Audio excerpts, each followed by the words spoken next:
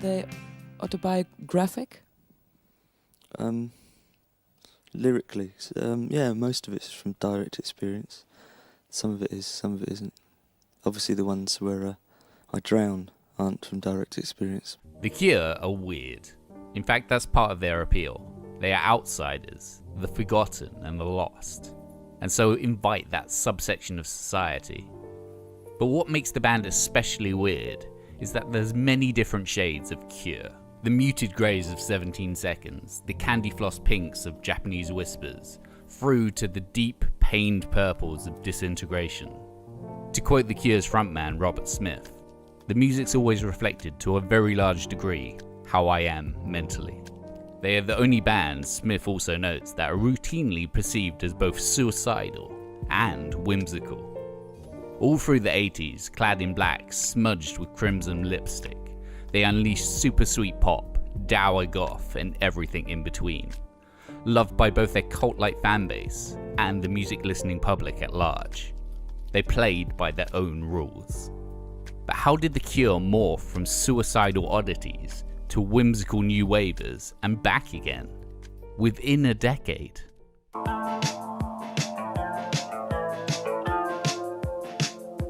The Cure entered the 80s not the darkness peddlers of legend, but as a band in love with the pop-infected punk of Buzzcocks or Elvis Costello.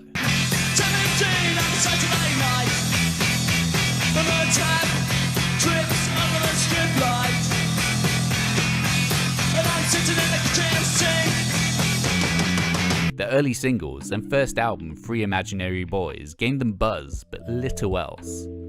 Released in 1980, their second album, 17 Seconds, and specifically single A Forest, would be where The Cure moved towards a darker direction. From a position of hindsight, the album's inspiration seems to be the sparser, more atmospheric side of post-punk of Wire and Joy Division. But Smith spent the composition of the album listening and shaping it through the additional influence of Nick Drake's Five Leaves Left, Jimi Hendrix's live album Isle of Wight, Astral Weeks by Van Morrison, and most of all, David Bowie's Low. As a song, A Forest is not built around a hook or a chorus, but an overarching mood, that of isolation and loneliness. Lost in the forest, all alone. The instrumentation of the track consists of ample use of flange guitar with relay added for a minimalist yet expansive sound. Synth washes sit on the track like rising mist. Lol Tolhurst's drums sound hauntingly flat and breathless. Simon Gaddup's ominous bass line stalks the track. Smith noted in 2004, "With A Forest I wanted to do something that was really atmospheric and it had a fantastic sound." Label owner Chris Parry said, "If you make this sound radio friendly, you've got a big hit on your hands." I said, "But this is how it sounds. It's the sound I've got in my head. It doesn't matter whether it's radio friendly."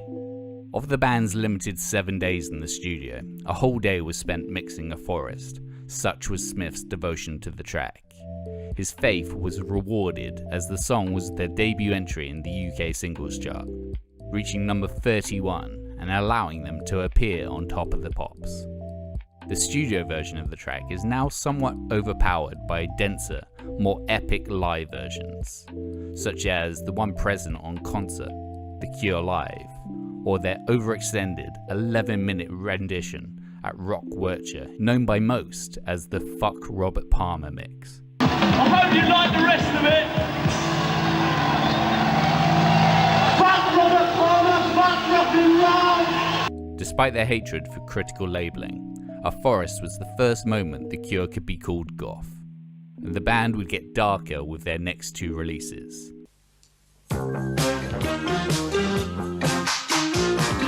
In 1982, The Cure released Pornography. If The Cure's more goth music is considered suicidal, then Pornography is inches from the endless abyss of oblivion, both sonically and literally for the band themselves. Its cacophonous drumming and icy synth work combined to create some of the most viscerally unsettling music of their career.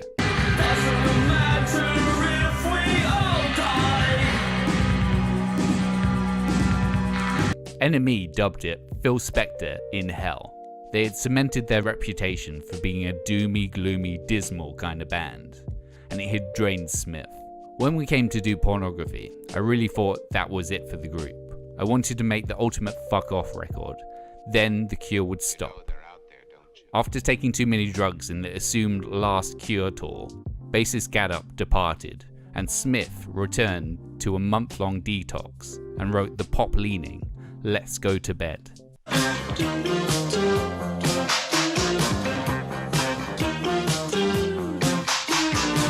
Depending on which interview with Smith you want to believe, the song was either a musical experiment, a label-enforced hit attempt, or based on more recent interviews, a conscious decision to go against the all-consuming goth rock or pornography.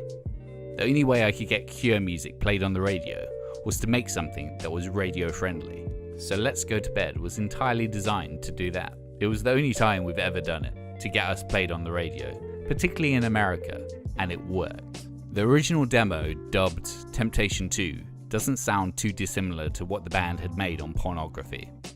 Thickly rhythmic with a synth topping, the bass line and percussion seeming like a faster She's Lost Control by Joy Division.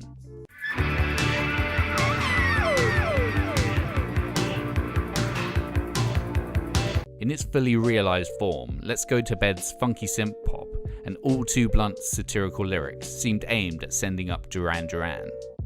When asked about his greatest musical nemesis in 2017, Smith stated, "It was generally Duran Duran, which is really sad because they loved us and they used to come to our shows, but they represented everything we hated, the whole glamorous 80s consumer bullshit, this horror show that we are up against." Musically, Let's Go to Bed may not be the Cure's best work, and chart-wise it only reached number 44 in the UK. But its video featuring the band, now a two-piece, dancing about like a drunken Tears for Fears, and their willingness to experiment with the poppier new wave side of music would serve them well for the rest of the decade. Two other pop-focused tracks followed in 1983, The New Order indebted The Walk, and the Aristocats Jazz of The Love Cats, all later released as the Japanese Whispers compilation. This new wave direction would make them progressively bigger worldwide. Each new single would be paired with a Tim Pope directed promotional clip, which in turn would be broadcast on MTV and increase the band's profile, especially in the States. The next few years would produce an enviable collection of singles: In Between Days, Close to Me, a re-release of Boys Don't Cry, Why Can't I Be You, and finally, their biggest hit thus far, Just Like Heaven.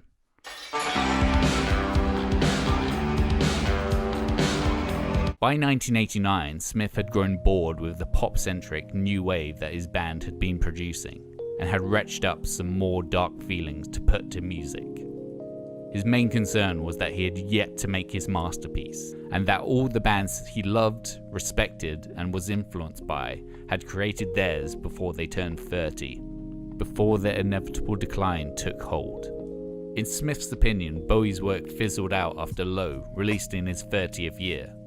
Buzzcocks' Pete Shelley was 23 when he released Ever Fallen in Love, while Joy Division's Ian Curtis would be dead by then, leaving behind both Unknown Pleasures and Closer.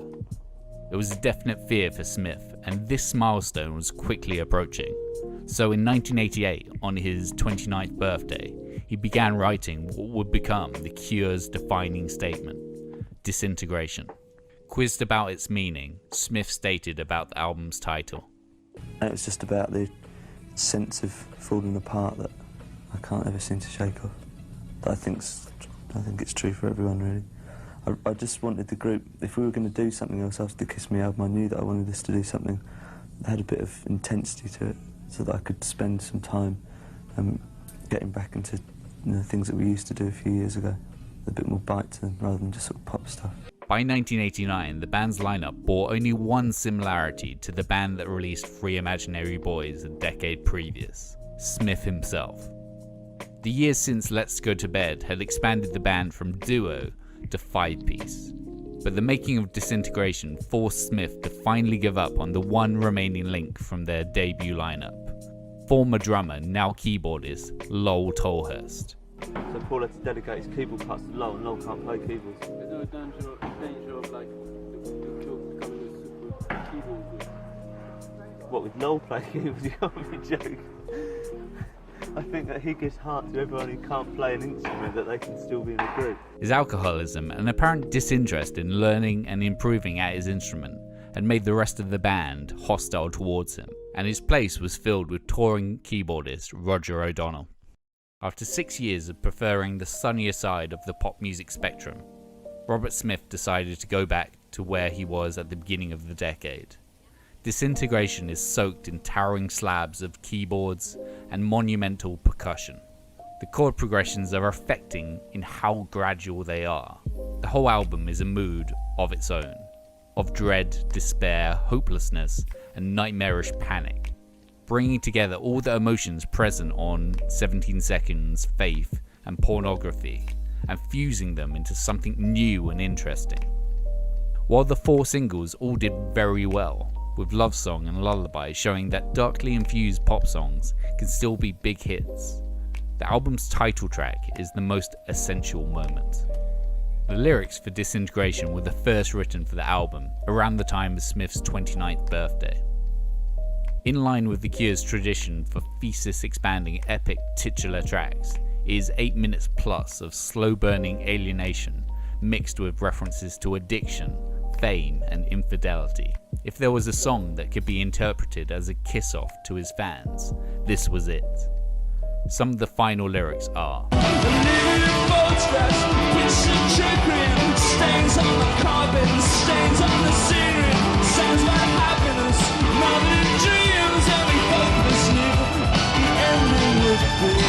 Graham Thompson in 2018 described it thusly: Smith's voice moves from calm tenor to dislocated howl as he unleashes the most intense, involved lyric on an LP that often lets the music do the talking.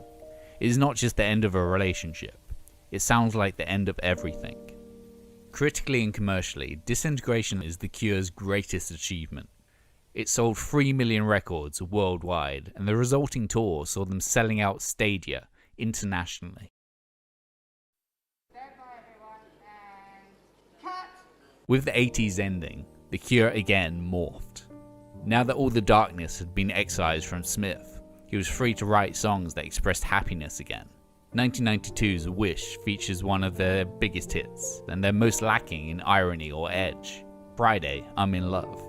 The cycle repeated. Wild Mood Swings was akin to Kiss Me, Kiss Me, Kiss Me's genre mashup, before 2000's Bloodflowers finished the Gothic trilogy alongside Pornography and Disintegration. This chameleon-like tendency, this constant state of musical flux, is what makes them the iconic band that they are. One thing that always stays the same: with every album, Smith foretells the end of The Cure, always conscious that all things must at some point end. Pornography was supposed to be the end. Then, on Kiss Me, Kiss Me, Kiss Me's promotion, he knew that The Cure would be winding down soon. We'll never go back there. I'll never go back and play a concert in America again. Can I quote you on that? Yeah. The Disintegration tour again was supposed to be the end of the group, but this has never come to pass. The Cure are still touring, still killing it. They have festivals booked for this summer, and if you miss them, they'll probably be there for many summers to come. They are not dead. Love and great music are supposed to be fleeting, and Smith has constantly gone against that. He's been madly in love with his wife since the age of 14, and The Cure, despite what Robert Smith will say, will last. Gone to the darkness.